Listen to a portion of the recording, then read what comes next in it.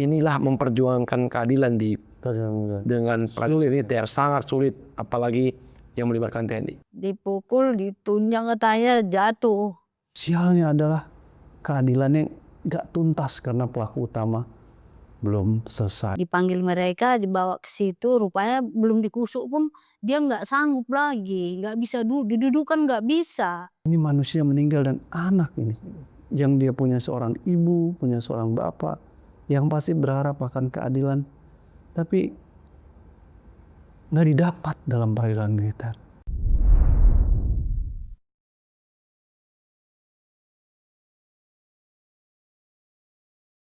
Saya lanjut ke soal kedua. Saya nggak ngerti Mas Irfan, kenapa ada dua kasus yang dalam ruang publik ini, apa ya, saya membaca dan mendengarnya itu mengerikan sekali. Satu tadi kasus Mbak Eva, satu keluarga dibunuh dan dibakar. Satu lagi ini kasus Ibu Leni Damanik ya, seorang anak meninggal setelah dipukul dan dianiaya oleh oknum militer di Medan. Tapi vonis peradilan militer hanya 10 bulan. Saya menganggap, apa ya, nyawa manusia ini kayak apa ya Mas Irfan ya, kayak tidak ada harganya gitu, hanya divonis 10 bulan gitu. Nah, Ibu Leni waktu peristiwa anaknya dipukul dan dianiaya sampai meninggal ini, pertama kali dengar dari siapa Bu peristiwa ini terjadi? Waktu itu Ibu lagi di mana dan mendengar tentang kejadian anaknya yang dipukul itu? Kapan peristiwa ini Ibu dengar dan tahu dari mana Ibu waktu anaknya dipukul ini Bu? Pada saat itu tanggal 24 Mei 2024 saya ketepatan di kampung Pak, karena bapak saya meninggal. Jadi si Mikael nggak ikut karena dia perpisahan di sekolah, karena dia kelas 3 SMP Pak. Jadi nggak ikut dia ke kampung, tinggal dia sendiri di rumah. Jadi dia mau beli nasi, pada saat itu mau beli nasi, jadi nggak ada kawannya, dia mau ngajak temannya pergi dia ke arah yang tawuran itu, rupanya kawannya di situ. Ayo beli nasi katanya sama kawannya, rupanya tunggu dulu katanya, ditunggu. Jadi duduk mereka di situ tempat kejadian tawuran itu. Jadi pas duduk-duduk mereka, tiba-tiba datang keamanan mau menetipkan yang tawuran. Padahal dia lagi tidak tawuran, lagi nonton saja. Dia nonton. Jadi orang yang tawuran tadi lari ke arah dia, dia ikut juga lari. Jadi ketepatan dia dapat dipukul sama tentara tadi. Dipukul, ditunjang katanya, jatuh. Setelah jatuh dia ditarik lagi, disuruh naik ke atas. Karena dia ketepatan di bantalan rel. Jadi ada kayak lubang gitu di samping rel itu. Iya. Di bawah ada apa, bekas-bekas bangunan semen. Jadi jatuh ke situ dia. Ke bawah kira-kira lebih kurang 2 meter. Jadi setelah udah ditengok, udah pingsan dia, yang mukul tadi terus pergi, ditinggalkan begitu saja. Jadi datang kawan-kawannya bawa dia ke rumah sakit Pak. Dibawa ke rumah sakit sama kawan-kawannya, baru setelah dikasih obat, pulang dibawa mereka ke rumah. Rupanya di rumah dia masih kesakitan aja. Jadi datang kawan-kawannya, kita panggil tukang khusus ya katanya, karena sakit badannya. Iya katanya, jadi dipanggil lah ada ibu-ibu Dek Malam namanya. Dipanggil mereka, dibawa ke situ, rupanya belum dikusuk pun dia nggak sanggup lagi, nggak bisa didudukkan nggak bisa. Ditanya, "Udah makan belum?" Dia belum jadi beli nasi tadi. Jadi malam itulah belikan nasi, disuap, 2 suap udah muntah-muntah aja dia, duduk pun nggak bisa. Kesakitan dia kalau duduk. Oh, setelah itu mungkin ada HP-nya si Mikael tadi, ditelepon mereka lah kakaknya. Jadi dari kakaknya saya tahu, "Mak, tengok itu si Mikael katanya jatuh." "Jatuh kenapa?" "Nggak tahu, katanya jatuh. Pokoknya dia itu, suruh dibawa ke rumah sakit, Mak," katanya. Sementara aku telepon kawanku nggak mau ngangkat. Jadi disambungkan 3 lah sama HP si Mikael sama HP kakaknya. Dari situlah aku lihat udah dibawa mereka ke rumah sakit. Tapi dia nggak mau bicara, saya telepon pun nggak mau lagi dia bicara. Merintih kesakitan aja dia terus. Dibilangnya kalau saya telepon dia, dibilangnya, "Bising, bising," katanya. "Jangan bising," katanya. Dia nggak mau dicakapi lagi. Cumanya kesakitan dia terus.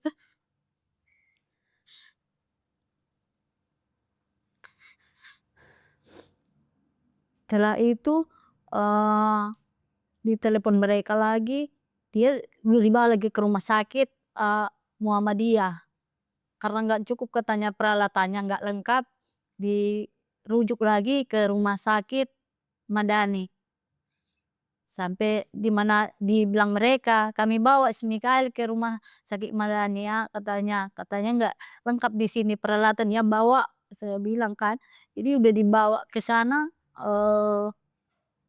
memang diperiksa-periksa nggak berapa lama udah meninggal, ditelepon anak saya.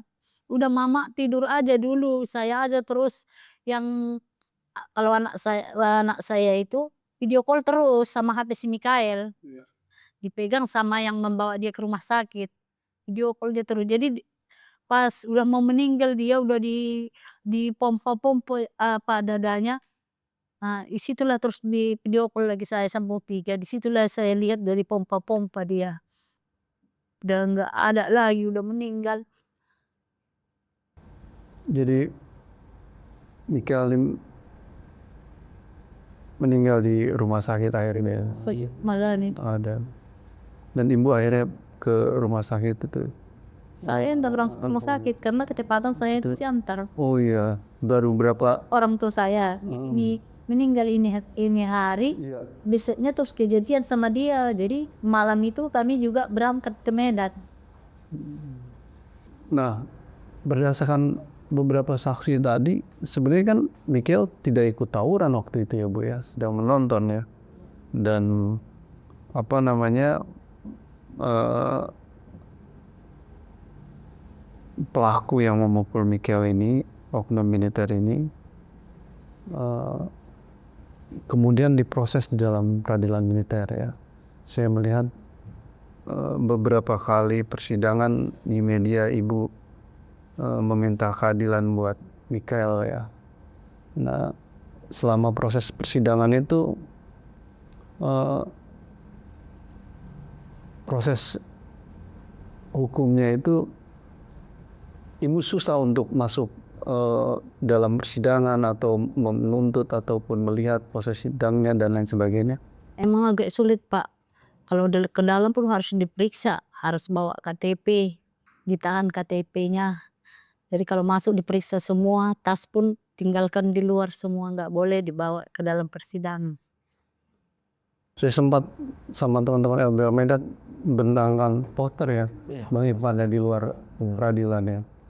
Itu gimana pendamping hukum tapi nggak bisa masuk peradilan militer ya Mas Irwan ya. Berarti hanya mendampingi melihat dari luar saja nih proses posisinya kan.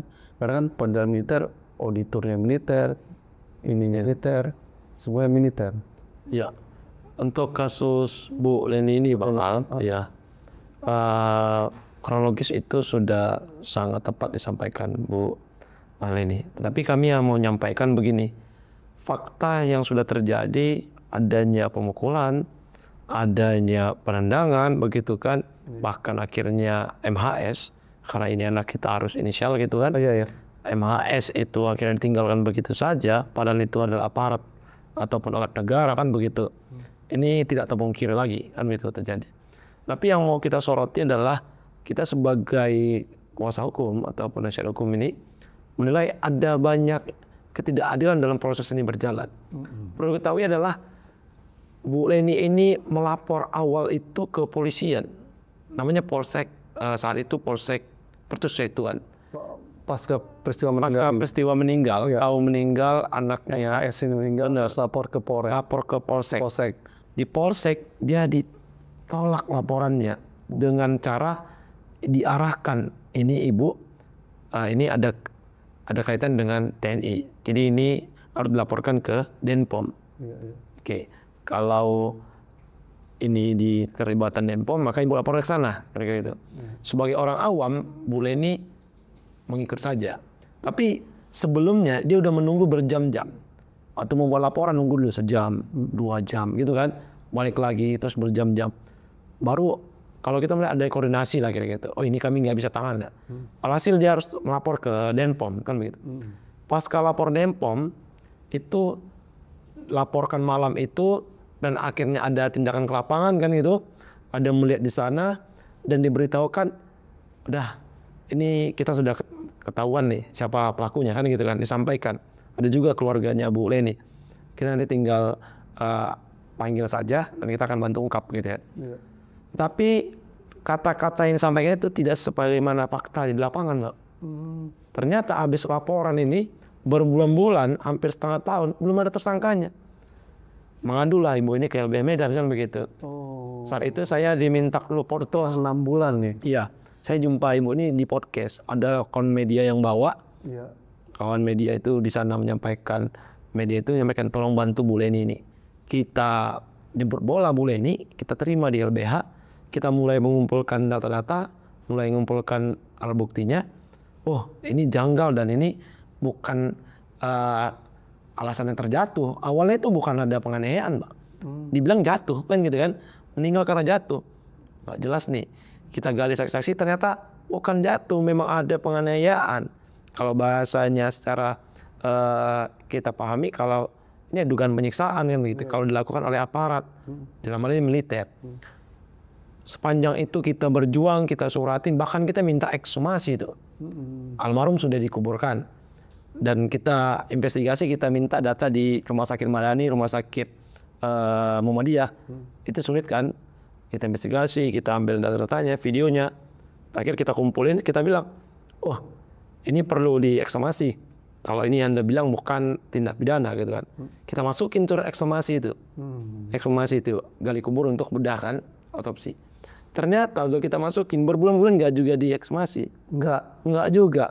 Kita desak, kita buat pengaduan, LBH melakukan kampanye, konversi pers, LBH kirimkan surat pengaduan kemana-mana gitu kan. Bahkan saat konversi pers aja kita memperjuangkan Bu Leni dan anaknya, kita datangi oleh 4 anggota TNI saat konversi pers. Begitu. Saat itu, ini padahal udah bukan Orde Baru nih. iya di kantor itu, Orde Baru nih. di kantor. Ikut-ikut dari Itu Bu Leni udah takut tuh. Kita tetap jalan aja konversi persnya kan gitu kan. Jalan. Nggak lama kemudian, alhamdulillah Allah izinkan gitu kan, tetapkan tersangka. Kita desak melalui Komnas HAM, kita advokasi melalui kawan-kawan di sini itu ya teman tersangka. Iya. Denpom ya. Itu pun penetapan tersangkanya diberitahukan ketika berbarengan panggilan. Enggak seperti, inilah sulitnya di peran militer ya. Mulai dari proses penyidikannya, kan gitu. Hemat kita nggak ada proses penyelidikan di militer kan gitu. Regulasinya begitu. Mulai dari proses penyidikannya, itu kita nggak diberitahu itu, Bang. Inilah yang menjadi catatan hari ini, proses penyidikan hingga peradilan militer yang sebagainya harus memang direformasi gitu kan.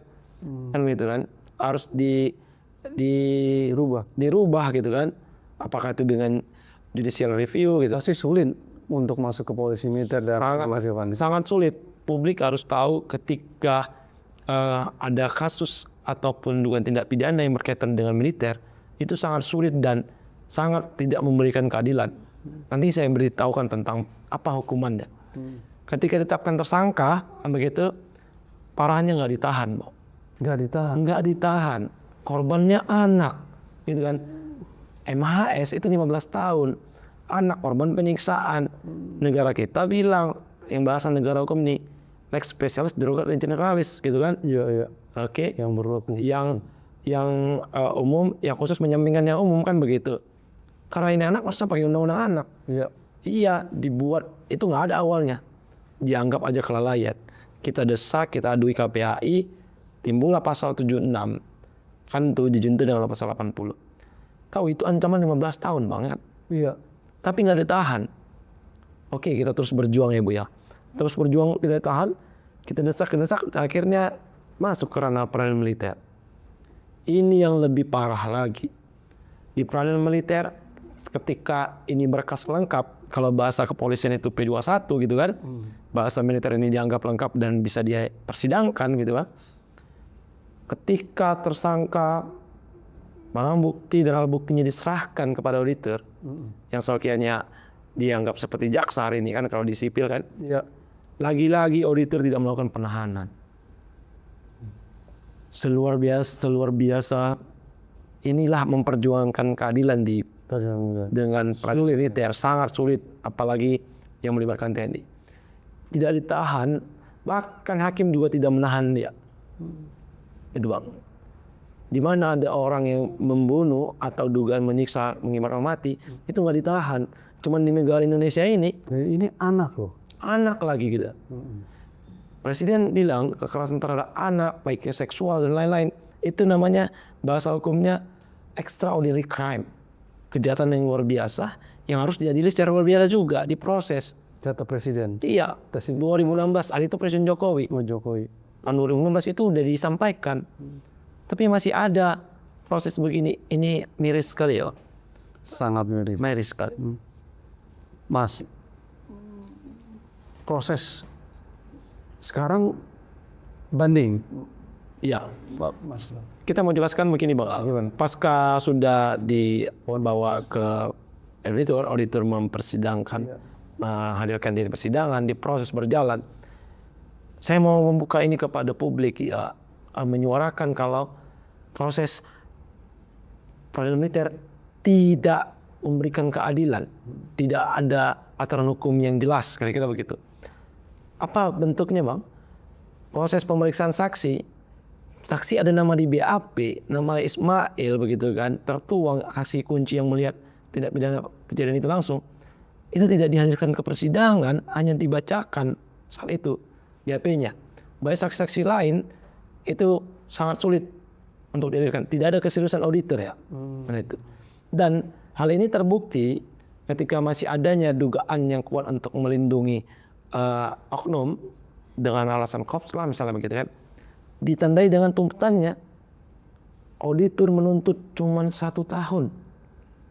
Anak yang mati karena pemukulan, iya, dan mengakibatkan kematian.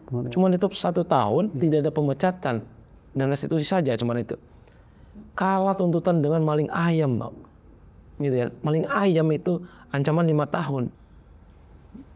Penjelasan Ibu Leni dan Mas Irfan ini lagi-lagi nggak masuk akal ya. Tapi terjadi, seorang anak di bawah umur MHS meninggal karena dipukul dan dianiaya oleh seorang oknum militer dan mengakibatkan meninggal. Tapi vonisnya 10 bulan. Kata Bang Irfan tadi, kalah sama maling ayam gitu. Saya agaknya harus garuk kepala ya. Dan merenung dan berpikir sejenak. Sebenarnya serius gak sih Republik ini menata hukum dan memperjuangkan keadilan? Ini seorang anak meninggal karena dipukul oleh oknum aparat, hanya divonis 10 bulan. Saya nggak paham nih. Dan saya dengar ini pantas dilaporkan ke Komisi Yudisial. Sepertinya kalau ada lapor Komisi Yudisial. Sudah Pak, sudah kita laporkan hakim. Tapi problemnya ini di peradilan militer, teman-teman. Tadi disampaikan oleh Bung Irfan, peradilan militer ini tertutup, akses sulit, keadilan sulit karena seperti jeruk makan jeruk, ya kan? Hakimnya militer, pengacara militer, auditornya militer yang diadili militer. Benar. Sementara pengacaranya Mas Irfan dan lain sebagainya sulit untuk memperjuangkan keadilan buat Ibu Leni dan anak. Nah, ini ironi negara hukum yang terjadi di Republik kita, di mana mencari keadilan itu bukan hal yang mudah ternyata. Benar. Saya dulu belajar hukum, diajari oleh dosen-dosen saya hukum, keadilan, tapi setelah saya bergelut mendengarkan Mas Irfan, Mbak Eva, Ibu Leni,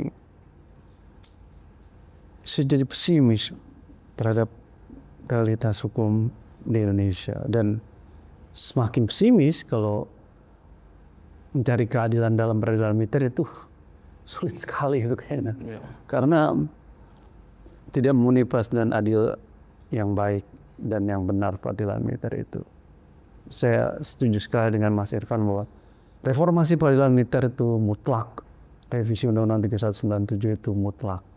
Parlemen harus mendengarkan itu dari korban, damping, dan lain sebagainya, bahwa tidak ada yang boleh diistimewakan di negara ini. Kalau mereka terlibat pembunuhan, penganiayaan, maka wajib diadili peradilan umum. Ini tugas DPR dan tugas pemerintah. Saya berharap wakil rakyat tidak hanya berpikir tentang dia dan tunjangan dia, tapi berpikir nih tentang soal rakyat yang nyata, karena ketidakadilan ada di hadapan kita. Nah, tadi pagi juga Ibu Leni ke Komnas HAM bersama Mbak Eva juga menyampaikan apa tadi yang disampaikan ke Komnas kan Bu, terkait dengan kasus ini, berharap kepada Komnas HAM untuk apa? Tadi Ibu sampaikan ke Komnas HAM tadi pagi ya, ke Komnas HAM ya Bu ya. Apa yang disampaikan tadi oleh Ibu ke Komnas HAM, harapan Ibu terhadap kasus ini Bu? Harapan saya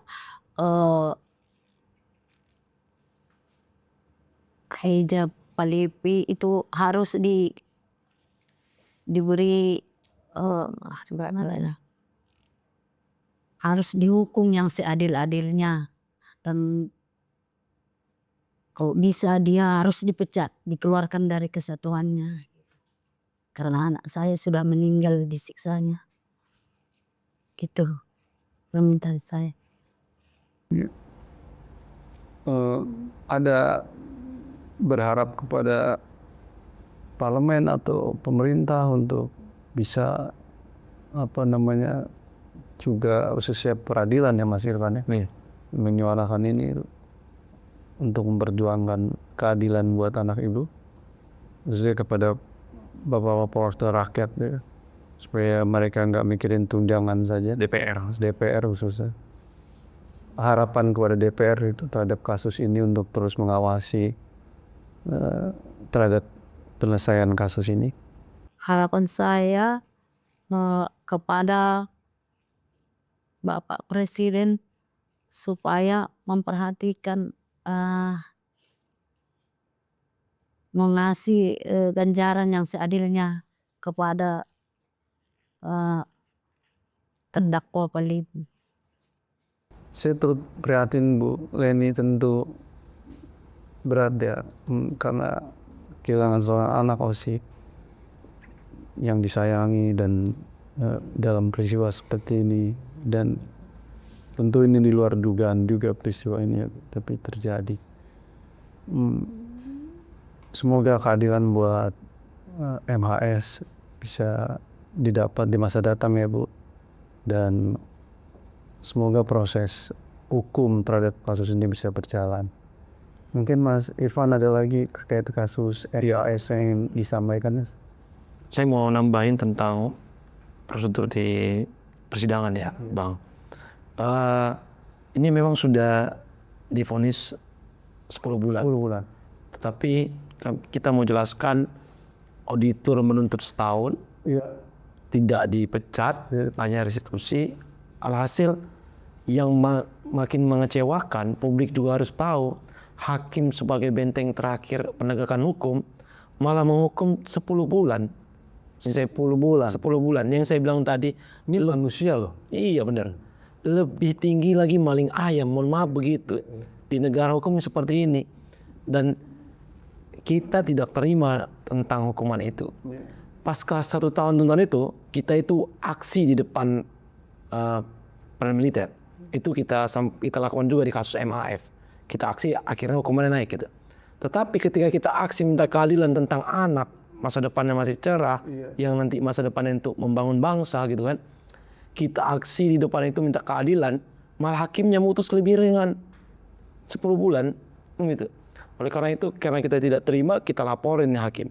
Kita sudah secara resmi melaporin dugaan pelanggaran kode etik ya ke Komisi Yudisial dan Bawas Mahkamah Agung.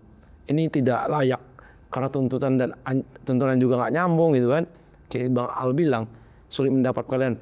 Auditornya militer, hakimnya militer, terdakwanya militer, penasihatnya militer. Ini tidak benar-benar memberikan keadilan. Maka reformasi TNI ini, Reformasi peradilan militer. ya peradilan militer kan begitu, harus benar-benar dilaksanakan. Seyogyanya kan undang-undangnya jelas mengatakan, kalau tindak pidana umum jadi delik pidana umum. Tapi ini tetap dia delik pidana militer. Jadi ini yang sulit mendapatkan. Karena ada pasal pengalihan itu di undang-undang ini. Dan proses berjalan itu tidak gampang, Pak. Kita pendamping memantau persidangan harus digeledah, bertengkar, di stigma kita provokator, di stigma buat rusuh gitu kan. Plus rekan-rekan kita yang mendampingi Bu Leni, seperti kita yang belum dikuasai. macam orang jahat gitu. Tas diperiksa, dikeluarin buku, ditanya ini buku apa. Buku yang mau kita pelajarin aja pun ditanya gitu kan. Padahal kalau di peradilan umum masuk ruang sidang, masuk aja belum ada. Nggak pakai KTP, nggak masuk. Nggak dicek, nggak diperiksa. Luar biasanya di negeri ini. Yang parah lagi, sidang ini kan terbuka untuk umum. Kita tetap menghormati persidangan. Kita ajukan untuk meliput langsung, baik surat untuk meliput atau bahkan live. Ternyata itu tidak dikabulkan. Kita memvideokan itu pun sulit. Kita harus tulis-tulis, itu nggak dibenarkan. Orang semua dokumen ataupun alat komunikasi disimpan kan begitu kan? Kan begitu. Seketat dan sekhawatir itu kalau ada peliputan di peradilan militer. Perkara ini betul-betul tidak ada lagi keadilan kan begitu. Dan Bu Leni sampai hari ini berjuang. Alhamdulillah ini banding, Pak. Banding itu bukan ada niat dari auditor. Karena desakan publik, desakan media, tekanan masyarakat sipil, dia banding. Begitu. Dan saat itu konversi pers setelah ketua pengadilannya mengatakan ini banding. Dan ini kita menunggu putusan itu. Apakah pengadilan tinggi itu memberikan keadilan atau sama saja dengan putusan sebelumnya. Kalau itu tidak memberikan keadilan, kita akan mendesak melalui aksi juga melaporkan ke Dewan Perwakilan Rakyat yang mudah-mudahan bisa mendorong gitu kan, kasasi gitu kan. Begitu Bang, susahnya di peradilan militer nih. Ya, saya bisa merasakan tuh apa tantangan Mas Irfan selaku pendamping hukum dalam peradilan militer, karena pasti juga hampir sama di dalam kasusnya Mbak Eva atau Ibu Leni. Peradilannya nanti mereka 50-70% diisi oleh anggota militer aktif, biasanya kan mereka datang tuh ya dan lain sebagainya untuk membela. Jadi suasana peradilan aja sudah begitu mencekam ya kan. Gimana korban mendapatkan keadilan? Jadi berawal dari kasus Bu Leni dan ataupun Mbak Eva, reformasi peradilan militer ini jadi hal yang sangat penting supaya tidak ada lagi kasus-kasus yang korbannya warga sipil tapi sulit untuk mendapatkan akses keadilan karena harus mulai peradilan militer. Ya saya saja kalau ke Peradilan Negeri Jakarta Pusat nggak pernah diperiksa tas saya Mas. Iya masuk aja. Karena peradilan umum nggak boleh masuk proses persidangan masa pas diperiksa, dicek KTP enggak. Jadi kalau peradilan militer begitu sangat ketat dan harusnya tidak seperti itu. Nah, ketidakadilan demi ketidakadilan dalam sidang peradilan militer sering kali terjadi. kasus Ibu Leni bukan yang pertama kali terjadi. Kita bisa lihat kasus pembunuhan pendeta Jeremia di Papua sama berujung dalam suasana ketidakadilan. Lalu dalam kasus-kasus sebelumnya seperti Yogyakarta ataupun di beberapa lainnya, peradilan militer menjadi sarana impunitas, tidak memberikan ruang keadilan karena peradilan militer tidak memenuhi prinsip-prinsip peradilan yang baik dan adil, fair trial. Maka perjuangan Ibu Leni dalam memperjuangkan anaknya, saya bisa bayangkan itu menjadi sesuatu yang penuh tantangan, rumit, dan sulit, teman-teman. Dan saya setuju dengan Mas Irfan kalau reformasi peradilan militer mutlak dilakukan. Para wakil rakyat, gunakanlah kemauan kalian untuk merubah sistem peradilan militer agar peradilan militer hanya untuk tindak pidana militer, sementara untuk tindak pidana umum sebaiknya di peradilan umum seperti kasus Ibu Leni ini. Saya prihatin, berduka ya Bu atas meninggalnya MHS, dan semoga Ibu tabah dan kuat. Begitu juga saya prihatin Mbak Eva, anak orang tua yang menjadi korban kekerasan oknum militer. Dan dua peristiwa ini mirisnya terjadi di Medan, dan itu kerja berat buat Mas Irfan. Ya. Saya juga berterima kasih Mas Irfan masih terus semangat memperjuangkan kasus-kasus yang terjadi di Medan. Dan teman-teman sekalian, kita patut apresiasi buat kawan-kawan LBH di banyak daerah, terutama di Medan, yang tak letih untuk memperjuangkan keadilan. Mereka menyuarakan, mereka sebagai the voice of the voiceless, orang-orang yang menyuarakan suara-suara yang terpendam dan terbungkam. Mas Irfan ini dan kawan-kawan LBH di daerah melakukan kerja itu setiap hari, tak letih, dan mereka terus menyuarakan keadilan. Sedikit orang seperti Mas Irfan ini yang bekerja siang dan malam memperjuangkan keadilan, walau malam ini lagi podcast, hari ini rumahnya lagi kebanjiran gitu. Tapi dia tetap di sini bersama kita di Jakarta untuk memperjuangkan Ibu Leni dan Mbak Eva keluarga, karena ada keadilan yang belum selesai. Saya berharap kita semua tidak boleh berhenti untuk menyuarakan kebenaran dan keadilan, karena negara, pemerintah, dan DPR tidak sepenuhnya bisa memberikan kepastian keadilan kepada masyarakat. Walau fakta terhadap kasus Mbak Eva atau Ibu Leni terang benderang, tapi mendapatkan keadilannya begitu sulit, begitu gelap, dan harus melalui jalan yang berliku.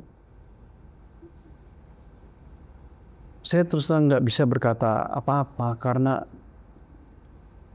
sulit di kepala saya untuk memahami bahwa peristiwa pembakaran rumah satu keluarga terhadap seorang jurnalis terjadi di masa reformasi, teman-teman. Tapi nyata dan sialnya adalah keadilannya gak tuntas karena pelaku utama belum selesai. Jadi ini pekerjaan yang masih terus dilakukan agar dugaan terhadap pelaku utama dalam kasusnya Ibu Eva terbongkar. Panglima TNI, DPR, dan Presiden harus melihat ada ketidakadilan di Medan yang terang benderang karena ada pelaku utama yang belum selesai. Ini gak main-main, teman-teman. Sangat-sangat kejam. Saya mendengar peristiwa ini sangat-sangat sedih karena ini anaknya Ibu Eva sendiri jadi korban bersama orang tuanya. Sekarang kita membayangkan satu kondisi yang memprihatinkan dalam peristiwa kematian pembunuhan seorang jurnalis di Medan.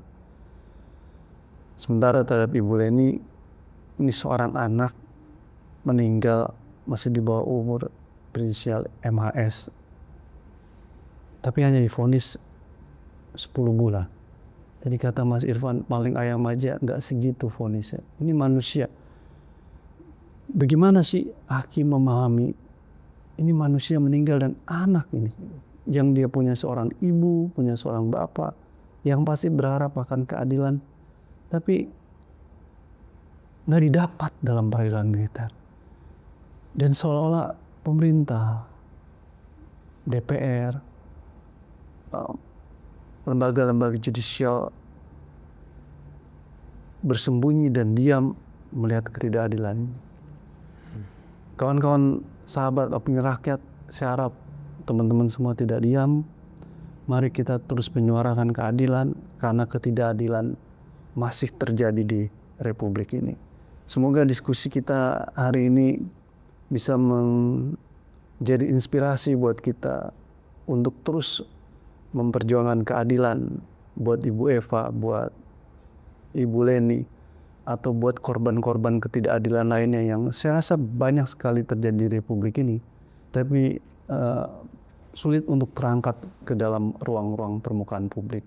Mungkin itu tugas kita, mungkin itu tugas opini rakyat untuk menyuarakan suara-suara yang tak terdengar dan terpendam itu ke dalam ruang publik, agar keadilan bisa kita raih di masa datang. Meski kita pesimis, tapi kita harus tetap berpunya harapan, semoga kasus-kasus ketidakadilan bisa terus kita perjuangkan dan keadilan bisa kita raih. Mbak Eva, saya terima kasih banyak udah datang di podcast Opini Rakyat, Ibu Leni dan Mas Irfan, terima kasih. Dan saya turut berduka ke Mbak Eva dan Ibu Leni. Menurut saya ini satu hal yang memprihatinkan. Semoga forum diskusi ini Mas Irfan bisa didengar oleh banyak pihak, agar perjuangan Mas Irfan dalam memperjuangkan keadilan terus berlanjut.